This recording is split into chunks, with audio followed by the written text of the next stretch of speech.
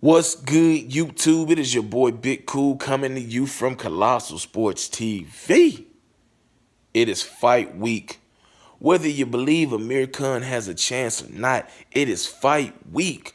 Whether you think Terence Crawford cherry picked Amir Khan or not, it is fight week. Whether you plan on buying this pay-per-view, it is fight week. And with fight week comes the breakdown and prediction from Big Cool over here at Colossal Sports TV. So let's get right into it. Man, former champion Amir Khan is looking to pull a major upset when he takes on the top pound for pound fighter in the world, Terence Bud Crawford. Yeah, that guy. We all know what's been said about this matchup. Amir Khan has seen better days. He has a glass chin. He's going to get knocked out. He can't stay disciplined for 12 rounds. You know, he got the skill. He got the speed. He got the boxing ability to pull off the upset. But he lacks the discipline. He lacks the focus.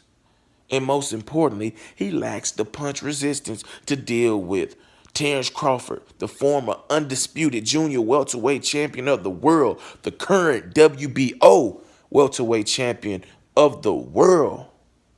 But that's why we're going to break this fight down. Fights aren't won outside of the ring. Fights aren't won on social media. Fights aren't won in interviews. Fights are won inside the squared circle. And on Saturday night, these two men will cease the talking and touch them gloves and go to war. Let's talk about Amir Khan. Amir Khan, a former silver medalist, Olympic silver medalist back in the 2004 Olympic Games.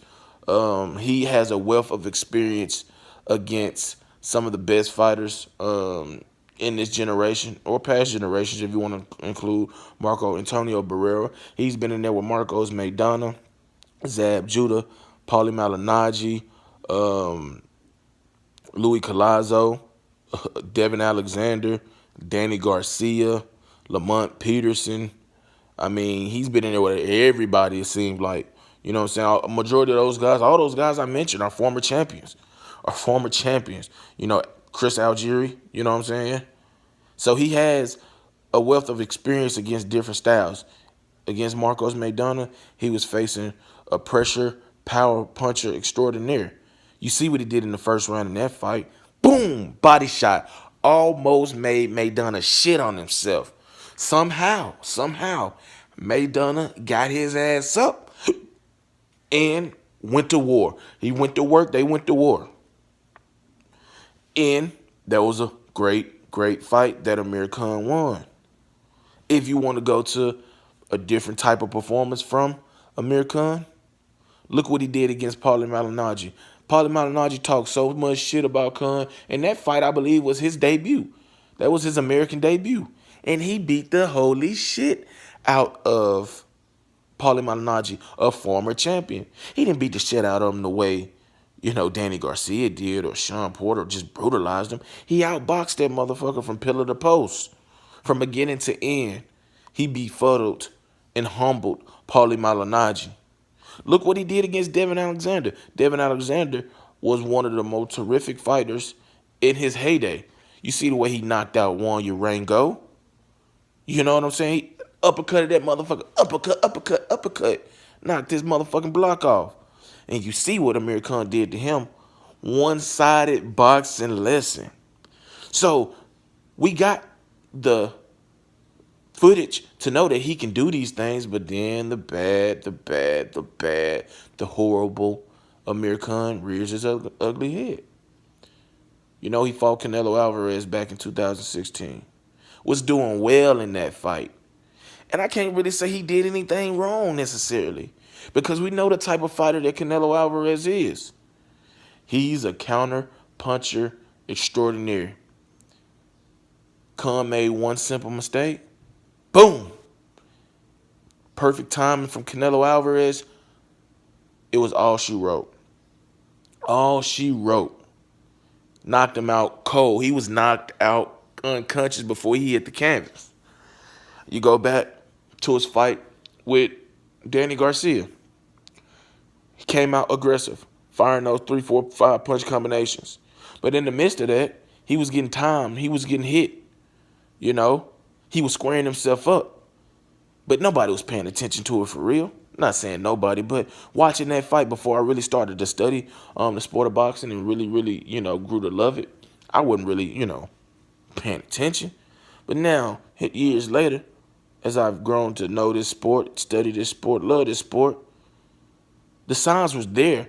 The writing was on the wall for a knockout loss for Amir Khan. Danny Garcia is another excellent counterpuncher with excellent timing.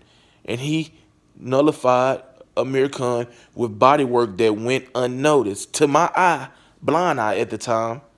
But watching it today, watching it years later, it was beautiful work by Danny Garcia. And he caught Amir Khan throwing a wide-ass right hand with a left hook on the neck, knocked his equilibrium off, and it was all she wrote. It was all she wrote. British Prescott just caught his ass, just pressured him, stopped him, dropped him in the corner, knocked him out. You know what I'm saying? Knocked him out. He's been dropped in fights with Samuel Vargas. Another guy he fought, Lamont Peterson, roughed him up. Amir Khan doesn't have a strong inside game. I don't know why he allows his opponent to get close to him like that. But in order for him to be successful against Terence Crawford, he's going to have to be extremely disciplined, extremely focused, utilize ring generalship, utilize his foot speed, his foot movement, utilize that jab. He needs to keep Terence Crawford on the end of his punches. He cannot let Terence Crawford catch him in exchanges. He cannot. He's going to have to turn Crawford, who has good foot movement, but is not as fast as, Amir Khan. He's going to have to catch Terence Crawford out of position because Terence Crawford is hittable as well. If you go back to another speedster guy, Yuriorkis Gamboa at times in that fight was piecing up Terence Crawford until he, like Amir Khan, lacks discipline, lacks focus for a duration of a fight. And he started squaring himself up, swinging and missing, swinging and landing, getting tagged with hard shots until eventually he got hit enough and with hard enough punches that he started to succumb to the power and size disadvantage and everything that Terence Crawford possesses until he got stopped. So Amir Khan is going to have to put the pressure intelligently on Terence Crawford. Make Terence Crawford have to think in there. Don't allow him to get comfortable. Don't allow him to get into a rhythm. You need to utilize that jab to the head, to the body. Cause Terence Crawford to be stagnant. You know what I'm saying? Be in and out, side to side. Make him come to you. You know what I'm saying? And one thing he needs to do for the love of boxing, Amir Khan, please keep your chin tucked and your gloves close to your face. That's what fucked him up against Danny Garcia. You know what I'm saying? When he throws his punches, he needs to keep that chin tucked, keep that left glove to the chin, and throw his punches straight, accurate, and quick for him to be successful. Now let's look at Terence Bud Crawford. Terence Bud Crawford is a switch-hitting, pound-for-pound, current great, multi-weight champion, 3-division champion, 135, undisputed at 140, and currently the WBO 147-pound champion. We know that he's naturally an orthodox fighter, but he's best when fighting out of the southpaw stance. Ask anybody he's been in the ring with. Once he switches to that southpaw stance, it seems that you can't do shit with Terence Crawford. His ability to punch with both hands, to brawl, to box, is a thing of beauty. Look what he did against the much bigger and taller Jose Benavidez. People say, well, he struggled in that fight. Maybe he did a little bit. But he had to, acclimate to that height, to that size differential. Jose Benavidez is a good fighter, and you see what he did. He pieced that ass up in the 12th and final round, knocked him out. So the notion that he is a small welterweight, at least in this fight, should be thrown out the window. In general, it should be thrown out the window, but in this fight, especially because Amir Khan, they both started at 135, or yeah, they both started at 135 in their career. You know, so they're about the same size. Height advantage probably goes to Amir Khan, but Bud Crawford is an excellent fighter, but he's not a perfect fighter. He's not a perfect fighter. Like I said, speed bothers him. You know what I'm saying? Speed bothers him. Yuriorkis on Gamboa bothered him with his hand speed. And he was much shorter than, Amir Khan is. So I imagine he's going to have some success. And although, he was bothered by Gamboa, since that fight, he's improved greatly. You know what I'm saying? He's an excellent body puncher. Ask Julius Ndongo. He finished him in the third round with a vicious body shot. So that's something Amir Khan is going to have to take into account as well, being vulnerable to body shots. Thomas Delorme is a guy who had a lot of success in the first 4 rounds against Terence Crawford. Thomas Delorme is really talented. His chin and stamina and mental issues is what keeps him from being better than he currently is. You know what I'm saying? His jab, his reach, his hand speed and timing gave Terence Crawford problems until Terence Crawford started to land shots of significance, started to figure him out, started to see tendencies, and started to exploit those weaknesses. So while Terence Crawford is a great fighter, he's not a perfect fighter. No fighter is. You know what I'm saying? He's hittable. He squares himself up sometime. He likes to admire his work, take a selfie with the punches he done landed. You know what I'm saying? But, he's a favorite for a reason. He's a favorite for a reason. He's turned back each and every challenger so far in his career. And he's gone on record this week stating that he's the best fighter in the world, hands down. No ifs, ands, buts about it. This is his second pay-per-view fight. First one was with Vitor Postal, a fighter that they thought was going to beat him. And he had the height advantage, and he systematically broke him down, knocked him down twice, and thoroughly whooped his ass for a unanimous decision victory in their unification bout. So, with everything being said, man, my prediction is going to be for Terence Crawford.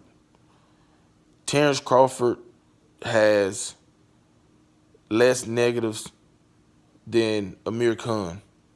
And the negatives for Amir Khan are significant enough to where you're not 100% confident and comfortable picking him to pull off an upset. Now, I'm not counting him out by no means of your imagination. He can land some shots that Crawford don't see and hurt him and knock him out. Or he can outbox him. We've seen crazier things happen before. But I just don't believe that Amir Khan will be able to stick to the game plan for 12 rounds. For 12 rounds, for 36 minutes, I just don't see him being able to do that, man. I think that he's going to have his moments, and he's going to have a few moments. But I think that he's going to get caught squaring up, leaving his chin exposed, falling back in those bad habits, and Terence Crawford is going to be able to exploit that because he's an excellent counterpuncher, and he's going to knock him out. I'm going to give Amir Khan the benefit of the doubt, man. I say he go 9 rounds before he get knocked out. 9th round stoppage for Terence Crawford to retain his WBO welterweight title and move on to bigger and better fights, man. If you like this video, go ahead and give it a thumbs up. Make sure you drop those comments in the comment section down below, giving me your thoughts on this fight, your prediction. Who do you have winning, Terence Crawford or Amir Khan, and why? If you enjoy the content throughout the channel, please hit that subscribe button. Turn those notifications on to be notified every time I upload content. Share these videos all over social media, Facebook, Twitter, Instagram. Shout out to the movement, everybody that is moving with us. Be sure to check out 3kingsboxing.com for your latest and greatest updated, unfiltered, and unbiased boxing news and information reported the way it should be. Until next time, I am out. Peace.